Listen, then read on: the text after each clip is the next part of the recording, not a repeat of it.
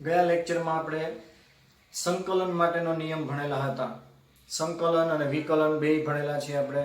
અત્યારે જે આપણે ઉપયોગ કરવાનો છે એ સંકલનના નિયમનો ઉપયોગ કરવાનો છે. સંકલન માટે ઘાતનો નિયમ જે લાસ્ટ લેક્ચરમાં આપણે જોયેલો હતો તેનો ઉપયોગ આપણે હવે જે નેક્સ્ટ ટોપિક બોર્ડ ઉપર મેં લખેલો છે ગુરુત્વીય સ્થિતિ ઉર્જા, એના અંદર આપણે આ નિયમનો ઉપયોગ કરશું. સૌથી પહેલા તમારે ઉર્જા એટલે શું એ સમજવાનું છે. તો દરેકને ખ્યાલ છે ઉર્જા એટલે કાર્ય કરવાની ક્ષમતા. તમે હાઈસ્કૂલની અંદર ભણીને આવો છો, હાયર સેકન્ડરીમાં હવે આપણે નેક્સ્ટ છે એ ભણશું. તો હાઈસ્કૂલમાં તમે જે ભણેલા હતા કાર્ય અને ઉર્જા, આપણે છઠ્ઠું ચેપ્ટર છે કાર્ય, ઉર્જા અને પાવર. એ ચેપ્ટરમાં તમે કાર્ય, ઉર્જા અને પાવર ત્રણેય ભૌતિક રાશિ વિશે ઘણા બધા એની અંદર ડેપ્થમાં કન્સેપ્ટ ભણવાના છે. અત્યારે આપણે ગુરુત્વાકર્ષણ બળના લીધે જે સ્થિતિ ઉર્જા પદાર્થની અંદર ઉત્પન્ન થાય છે તેનું સમીકરણ મેળવવાનું છે. છઠ્ઠા ચેપ્ટરમાં એ સમીકરણ આવશે, પણ એ આ સમીકરણ કરતાં જુદું છે. છઠ્ઠા ચેપ્ટરમાં જે સમીકરણ આવશે એ પહેલા આપણે લખશું, પછી સમીકરણમાં શું ચેન્જ કરવાનો છે તે આપણે જોવાનો છે આની અંદર. તો સૌથી પહેલા કાર્યની માહિતી હું તમને આપી દઉં. આપણા આ ચેપ્ટરની અંદર અથવા તો આ પ્રશ્નની અંદર કાર્યનું કામ નથી, પણ છઠ્ઠું ચેપ્ટર આપણે હજી નથી ભણ્યા, એટલા માટે કાર્ય શું છે એ આપણે એકવાર સમજી લઈએ. તો સામાન્ય કાર્યનું સમીકરણ, કે કાર્યને ઇંગ્લિશમાં વર્ક કહેવાય, એટલે કાર્યની સંજ્ઞા છે કેપિટલ W. વર્ક એટલે કાર્ય. હવે કાર્યનું સમીકરણ શું છે? કાર્ય આપણે કોઈ પણ માપવું હોય, કોઈ વ્યક્તિ કાર્ય કરશે અથવા તો પદાર્થ ઉપર કાર્ય કરવામાં આવે, પદાર્થ દ્વારા કાર્ય કરવામાં આવે, આવા ઘણા બધા કેસ છઠ્ઠા ચેપ્ટરમાં ભણશો તમે. તો કાર્યનું સમીકરણ થશે કે પદાર્થ ઉપર લગાડેલું બળ ગુણાકારમાં તે પદાર્થનું જે સ્થાનાંતર થાય બળ લગાડવામાં આવે ત્યારે એ સ્થાનાંતર, આ કાર્યનું સમીકરણ થાય. હવે હું આને સંજ્ઞા સ્વરૂપે લખું તો કાર્યની સંજ્ઞા તો જો મેં લખેલી છે W, વર્ક એટલે કાર્ય. બળની સંજ્ઞા આપણે ભણી ગયા આ ચેપ્ટરની અંદર, દરેક જગ્યાએ બળનો સંજ્ઞાનો સિમ્બોલ છે એ સેમ જ હોય. ફોર્સ એટલે બળ થશે તો કેપિટલ F. ગુણાકાર, જો આ જે ગુણાકારની નિશાની મેં કરેલી છે એ અત્યાર સુધી તમે દરેક જગ્યાએ ગુણાકાર એટલે આપણે આવી ક્રોસની નિશાની વડે જ દર્શાવેલા છે. પણ સદિશ ભૌતિક રાશિ અને અદિશ ભૌતિક રાશિ શું છે એ ચેપ્ટર ચાલુ થયું ત્યારે મેં કીધેલું છે. તો સદિશ ભૌતિક રાશિ અને અદિશ ભૌતિક રાશિ બેયના ગુણાકાર છે એ જુદી જુદી સંજ્ઞા વડે કરવામાં આવે છે.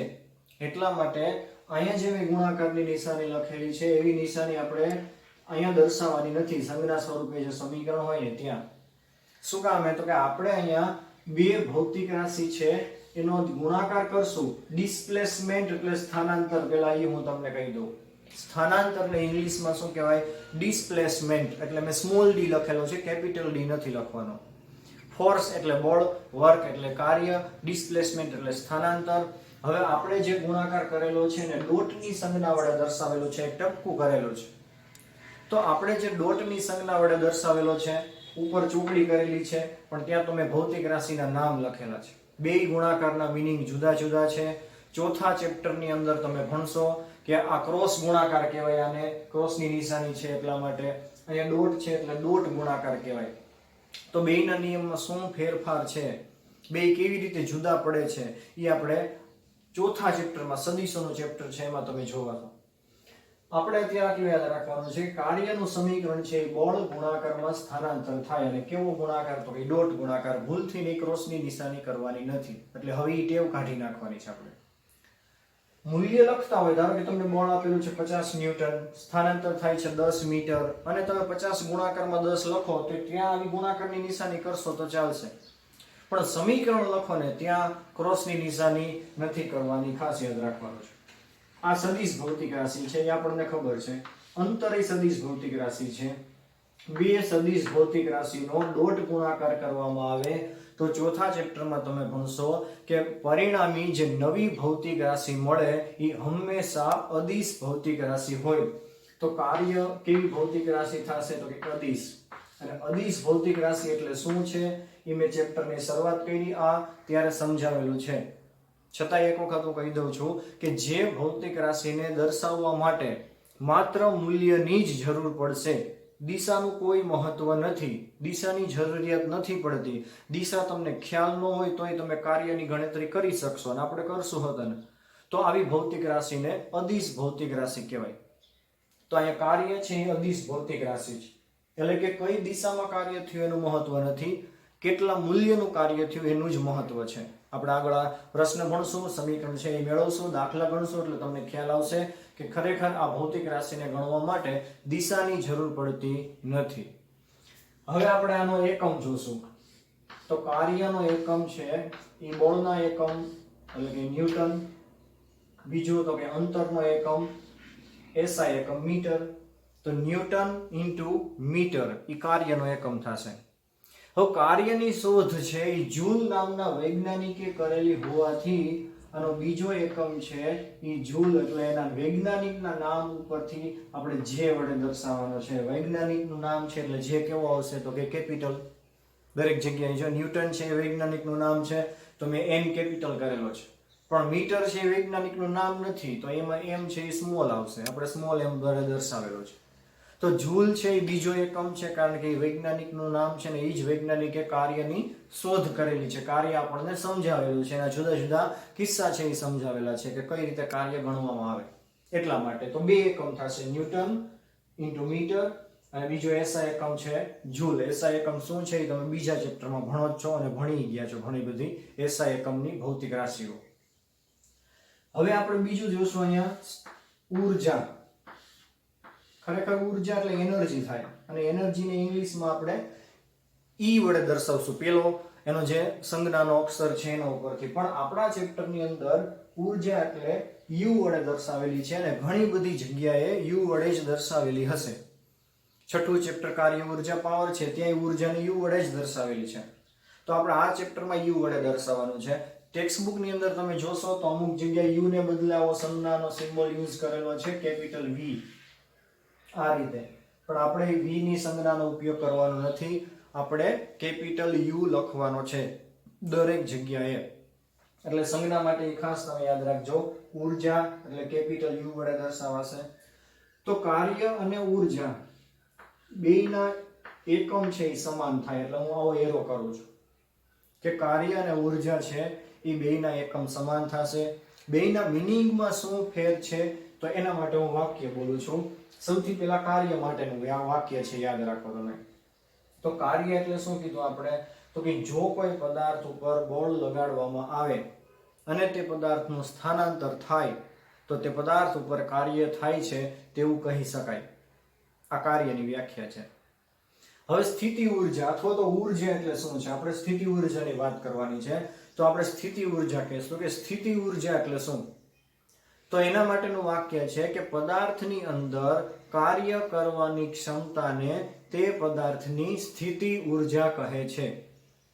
વ્યક્તિની વાત કરો તો વ્યક્તિ છે એ પોતે જે કાર્ય કરવાની ક્ષમતા ધરાવે છે એને પોતાની ઉર્જા કહી શકે. કોઈ વ્યક્તિ હોય ધારો કે 100 કિલોગ્રામનું વજન ઊંચકી શકે છે તો એની ઉર્જા વધારે છે એવું આપણે કહેવાય. કોઈ વ્યક્તિ છે એ 50 કિલોગ્રામ માંડ માંડ ઊંચકી શકે તો એની ઉર્જા ઓછી છે એવું કહેવાય. તો બેયની અંદર શું ફેર પડ્યો તો કે કાર્ય કરવાની ક્ષમતા છે એ બેયની જુદી જુદી છે. એટલા માટે સ્થિતિ ઉર્જાની વ્યાખ્યા શું કહી શકાય આપણે તો કે પદાર્થની અંદર કાર્ય કરવાની ક્ષમતા છે એને તે પદાર્થની સ્થિતિ ઉર્જા કહે છે. આ સ્થિતિ ઉર્જાની વ્યાખ્યા થશે. રેડી? હવે આપણે આ ચેપ્ટરની અંદર જે ગુરુત્વીય સ્થિતિ ઉર્જા છે એનો અભ્યાસ કરવાનો છે. તો ગુરુત્વીય સ્થિતિ ઉર્જા એટલે શું, તો ખાલી ગુરુત્વાકર્ષણના લીધે આપણે એ પદાર્થની અંદર જે ઉર્જા સંગ્રહિત થાય છે તેને ગુરુત્વીય સ્થિતિ ઉર્જા કહેવાય. આવો શબ્દ ઉપયોગમાં લેવાનો, બાકી કઈ ફેર નથી બીજો. પથ્થર છે, આપણે ઉદાહરણ પાછું સમજશું કારણ કે એ પથ્થરનું ઉદાહરણ બધાએ પ્રયોગની અંદર ઉપયોગમાં લીધેલું જ હોય. તમે કોઈ પથ્થર છે ને ઉપર ઘા કરશો તો એની ઉર્જામાં ફેરફાર થતો હોય છે. અહીંથી આપણે પ્લેન છે એ ઉપર અવકાશની અંદર ધીમે ધીમે ઉડતું હોય તો ઉર્જામાં ફેરફાર થતો હોય છે. રોકેટ છે એ કોઈ ઉપર ઉપગ્રહને મૂકવા માટે જશે તો એની ઉર્જામાં ફેરફાર થતો હોય છે. તો આ ઉર્જાની અંદર જે ફેરફાર થાય છે એ કઈ ઉર્જામાં ફેરફાર થાય છે તો એ આ ઉર્જા છે, ગુરુત્વીય સ્થિતિ ઉર્જા છે, એમાં ફેરફાર થાય. એની પોતાની સ્થિતિ ઉર્જામાં ફેરફાર નથી થતો. પ્લેન છે એની અંદર ધારો કે 1000 વ્યક્તિ છે એ બેસી શકે છે, એની અંદર જે એન્જિન જોઈન્ટ કરેલું છે એ એન્જિનની જે કાર્ય કરવાની ક્ષમતા છે એટલે કે ઉર્જા ઉત્પન્ન થાય છે એ તો અચળ જ રહેશે, એ અહીંયા હોય તોય ભલે અને 10,000 મીટરની ઊંચાઈએ હોય તોય ભલે. ફેર શું પડશે તો કે ગુરુત્વીય સ્થિતિ ઉર્જામાં ફેર પડશે. પ્લેનના કાર્ય કરવાની ક્ષમતામાં ફેર પડતો નથી. કઈ ઉર્જા બદલાય તો આપણે બોર્ડ ઉપર લખેલું છે, આપણો જે ટોપિક છે એ ઉર્જા બદલાય. કઈ? ગુરુત્વીય સ્થિતિ ઉર્જા. શું કામે તો કે જેમ જેમ પદાર્થ ઉપર જાય એમ આપણે આગળ પ્રશ્ન 2 ભણ્યા, એક ગુરુત્વ પ્રવેગમાં ઊંચાઈ સાથે થતો ફેરફાર અને બીજો ગુરુત્વ પ્રવેગમાં ઊંડાઈ સાથે થતો ફેરફાર. તો આ બેય પ્રશ્ન છે એની અંદર આપણે કીધું કે જેમ ઉપર જાશું તેમ ગુરુત્વ પ્રવેગમાં ઘટાડો થાય, એવી જ રીતે જેમ પૃથ્વીની અંદર જાશું સપાટીથી અંદર તોય ગુરુત્વ પ્રવેગમાં ઘટાડો થાય છે. તો એવી જ રીતે આપણે અહીંયા કહી શકાય કે પદાર્થ ઉપર જાય છે, પ્લેન છે, અવકાશયાન છે, રોકેટ છે, એ બધા અવકાશમાં ઉપર જશે. પહેલા તો ઉપર જાય એટલે ગુરુત્વ પ્રવેગમાં શું થશે તો કે ઘટાડો. ગુરુત્વ પ્રવેગમાં ઘટાડો થાય તો સામે સ્થિતિ ઉર્જામાં એટલે ગુરુત્વીય સ્થિતિ ઉર્જામાં શું ફેરફાર થાય છે એનો જ આપણે આ પ્રશ્ન ભણવાનો છે, એનું જ સમીકરણ આપણે મેળવવાનું છે. પણ એની પહેલા તમારે યાદ રાખવાનું છે કે ગુરુત્વીય સ્થિતિ ઉર્જા અને સ્થિતિ ઉર્જા બે શબ્દ જુદા જુદા છે. એટલે તો આપણે આગળ ગુરુત્વીય એવો શબ્દ લગાડવો પડ્યો. જો બે સરખા હોત તો એ શબ્દની જરૂર જ નહોતી. એટલે મેં કીધું એ મિનિંગ યાદ રાખવાના છે કે પ્લેન અવકાશમાં ઉપર જાય તો પ્લેનની કાર્ય કરવાની ક્ષમતા બદલતી નથી. શું કામ તો કે પ્લેનમાં એન્જિન થોડું બદલી જાય ઉપર જાય એમ, એ તો એવડું ને એવડું રહેશે. તો પ્લેનની કાર્ય કરવાની ક્ષમતા બદલતી નથી એટલે પ્લેનની ઉર્જા બદલતી નથી એવું કહેવાય. પ્લેનની સ્થિતિ ઉર્જા નથી બદલતી, પણ પ્લેન ઉપર જે ગુરુત્વાકર્ષણ બળ લાગે છે એ બદલાઈ જાય છે. તો પ્લેનની ગુરુત્વીય સ્થિતિ ઉર્જા બદલાય છે એવું કહી શકાય. આ બે વાક્ય જુદા જુદા છે. પ્લેન એકનું એક છે પણ પ્લેનનું એન્જિન નથી બદલાતું એટલે એ એન્જિનની કાર્ય કરવાની ક્ષમતા નથી બદલાતી. અને બીજું વાક્ય તો કે પ્લેન ઉપર જે ગુરુત્વાકર્ષી બળ લાગે છે એ બદલાય છે તો પ્લેનની ગુરુત્વીય સ્થિતિ ઉર્જા બદલાય છે. આ બેયને તમારે ખાસ અલગ અલગ સમજવાના છે. પછી આપણે આ ટોપિક ચાલુ કરી શકશું, પછી એને સમજી શકશું.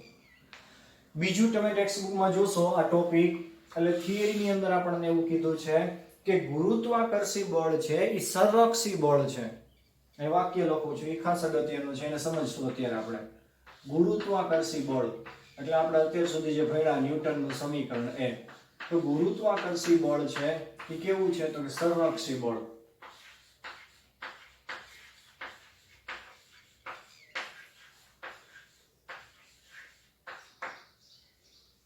સંરક્ષી બળ એટલે શું એ આપણે સમજવાનું છે. હમણાં હું વાક્ય બોલ્યો તો આ વાક્ય સમજાયું ત્યારે કે કાર્ય અને ઉર્જા બે અદિશ ભૌતિક રાશિ છે. અદિશ એટલે શું તો કે જેમાં દિશાની જરૂર નથી પડતી, માત્ર મૂલ્યની જ જરૂર પડે છે. તો ગુરુત્વાકર્ષી બળ માટે આપણને એવું કીધેલું છે, ગુરુત્વીય સ્થિતિ ઉર્જા માટે આપણને વાક્ય કીધેલું છે કે સંરક્ષી ભૌતિક રાશિ છે. બળ છે એ સંરક્ષી બળ છે. તો સંરક્ષી એટલે શું થાય એને આપણે સમજીએ. એના માટે સમજવામાં આપણને એવું કીધું છે કે પૃથ્વીની સપાટીથી જો કોઈ પદાર્થ છે, ધારો કે m દળનો પદાર્થ પૃથ્વીની સપાટી ઉપર રાખેલો છે, તો m દળના પદાર્થને 10,000 કિલોમીટરની ઊંચાઈએ જવું છે. ધારો કે આ h બરાબર 10,000 કિલોમીટર છે. અહીંયાની પદાર્થને આપણે રોકેટ દ્વારા લઈ જવાનો છે. તો એ પદાર્થને તમે અહીંયા 10,000 કિલોમીટરની ઊંચાઈ સુધી લઈ જશો તો ત્યાં ગુરુત્વ પ્રવેગનું જે મૂલ્ય હશે એ આપણે ધારવાનું છે. કેટલું છે ખબર નથી કારણ કે આપણે ગણતરી નથી કરતા. સપાટી ઉપર 9.8 છે અને અહીંયા ધારો કે g ડેશ એટલે નવો ગુરુત્વ પ્રવેગ 6 મીટર પર સેકન્ડ છે. આ ખાલી ધારેલું છે, બાકી મૂલ્ય સાચું નથી એટલે માની નથી લેવાનું કે આટલું હોય એમ. એ તો ગણતરી કરી પછી ખબર પડે, પણ આપણે ખાલી સમજવું છે અત્યારે. તો ગુરુત્વ પ્રવેગ ધારો કે ત્યાં 6 મીટર પર સેકન્ડ સ્ક્વેર છે એટલે એના આધારે ગુરુત્વાકર્ષી બળ કંઈક લાગતું હશે, F ડેશ કહેશું. એનું સમીકરણ શું થાય તો mg ડેશ. g ના મૂલ્યમાં ફેરફાર થાય પણ દળમાં ફેરફાર થવાનો નથી. હવે શું આવશે? હવે હું બીજી કન્ડિશન લખું છું. આ m દળનો પદાર્થ છે, ધારો કે અહીં કોઈ દેશ આવેલો છે, એનું નામ આપણે A દેશ કીધેલો છે. અહીંયા કોઈ દેશ છે એ B છે. તો આ પદાર્થને પહેલા હું અહીંયા લઈ આવું. શેના દ્વારા તો કે કોઈ પણ વાહન દ્વારા. જમીનની સપાટી ઉપર છે એટલે વાહન દ્વારા લઈ જઈ શકાય. તો કોઈ વાહન દ્વારા તમે A દેશમાંથી B દેશ સુધી તમે લઈ જાઓ છો પદાર્થને. પછી તો કે આ દેશ છે એ પાછો આ પદાર્થને 10,000 કિલોમીટરની ઊંચાઈ અહીંયા જ મૂકવા જાય છે. શેના દ્વારા? તો કે રોકેટ દ્વારા જ. તો અહીંથી ઊંચાઈ કેટલી છે? તો કે 10,000 કિલોમીટર. તો ગુરુત્વ પ્રવેગ કેટલો હશે? તો કે 6 મીટર પર સેકન્ડ સ્ક્વેર જ હોય. ગુરુત્વાકર્ષી બળ કેટલું હશે? તો કે આ સમીકરણમાં કિંમત મૂકીએ ને જેટલું હશે એટલું જ હશે, એમાં કઈ ફેર નથી પડવાનો. અથવા તો અહીંથી તમે આમ 10,000 કિલોમીટર માપી લેશો તો અહીંયા 6 મીટર પર સેકન્ડ સ્ક્વેર છે, તો અહીંયા એટલું જ હશે g ડેશ 6 મીટર પર સેકન્ડ સ્ક્વેર. એમાં કોઈ ચેન્જ ન હોય. તો એનો મીનિંગ શું થયું? તો કે ગુરુત્વ પ્રવેગ અથવા તો આપણે કહેવાનું છે ગુરુત્વાકર્ષી બળ માર્ગ ઉપર આધાર રાખતું નથી. ઈ કોના ઉપર આધાર રાખે છે? તો કે ઈ પ્રારંભિક સ્થિતિ અને અંતિમ સ્થિતિ બે જ મૂલ્ય ઉપર આધાર રાખે છે. તમે એને કયા માર્ગેથી લઈ જાઓ છો એનું મહત્વ નથી. જો પહેલા તમે ડાયરેક્ટ ઉપર લઈ ગયા તો ધારો કે એનું બળ છે F ડેશ છે. હવે તમે એને પેલા બીજા દેશની અંદર લઈ ગયા અને ઈ દેશવાળા છે એ પાછા આ જગ્યાએ મૂકવા જાય છે, તો ગુરુત્વાકર્ષી બળ પેલા હતું એટલું જ રહેશે. માર્ગ જુદો છે. જો માર્ગ છે એ ઘણો બધો વધી ગયો. પેલા એને અહીંયા જમીન ઉપર આટલું અંતર કાપવાનું, એ હજારો કિલોમીટરમાં હશે. પછી એને અહીંથી વક્ર માર્ગ લેવાનો, એ 10,000 કરતા વધારે જ આમ અંતર કાપવું પડશે. પણ અહીંથી ઊંચાઈ કેટલી છે? તો કે એ પેલા 10,000 હતી, બીજી કન્ડિશનમાં 10,000 જ છે. તો ગુરુત્વાકર્ષી બળમાં કાંઈ ફેર ન પડે. અથવા તો બીજી કન્ડિશન આપણે એવું કહી શકાય કે એમ દળનો પદાર્થ એ દેશમાંથી બી દેશમાં આવ્યો, બી દેશવાળાએ પોતાની ઉપર 10,000 કિલોમીટરની ઊંચાઈએ મૂક્યો, તો અહીંયા F ડેશ હતું તો અહીંયા F ડેશ જ હોય. શું કામ? તો કે H કેવા છે? બેયમાં સરખા. એટલે માર્ગ ઉપર આધાર રાખતું નથી. ઈ પદાર્થની અંતિમ અને પ્રારંભિક અવસ્થા ઉપર આધાર રાખે છે. તો એવા બળને સંરક્ષી બળ કહેવાય. સમજાણું વાક્ય? જે બળ પદાર્થના માર્ગ ઉપર આધાર રાખતું ન હોય પરંતુ માત્ર તેની પ્રારંભિક અને અંતિમ અવસ્થા ઉપર જ આધાર રાખતું હોય તેવા બળને શું કહેવાય? તો કે સંરક્ષી બળ. તો કાર્ય માટે આપણે એવું કહી શકાય, ઉર્જા માટે એવું કહી શકાય. આગળ સમીકરણ મેળવશું ઉર્જાનું ત્યારે હું યાદ કરાવીશ પાછું કે ઉર્જા છે, ગુરુત્વીય સ્થિતિ ઉર્જા, એ પદાર્થના માર્ગ ઉપર આધાર રાખતી નથી. એ માત્ર અંતિમ અવસ્થા અને પ્રારંભિક અવસ્થા એ બે મૂલ્ય ઉપર જ આધાર રાખે છે. એટલે સ્થિતિ ઉર્જા છે, ગુરુત્વીય સ્થિતિ ઉર્જા છે, એ સંરક્ષી છે એવું કહેવાય. એટલે આ વાક્ય આપણે સમજવાનું છે, થિયરીમાં આપેલું છે. સમીકરણ છે આપણે જે નેક્સ્ટ લેક્ચરમાં જોશું, પણ બોર્ડ ઉપર અત્યારે જે મેં સમજાવ્યું નહીં પહેલા તમારે યાદ રાખવાનું, એ સમજવાનું છે. પછી તમને ગુરુત્વીય સ્થિતિ ઉર્જા સમજાશે. આટલું રાખીએ અત્યારે. આપણે નેક્સ્ટ લેક્ચરમાં ગુરુત્વીય સ્થિતિ ઉર્જાનું સમીકરણ મેળવશું સંકલનનો ઉપયોગ કરીને. એટલે સંકલનનો નિયમ હજી એકવાર યાદ કરી લેજો.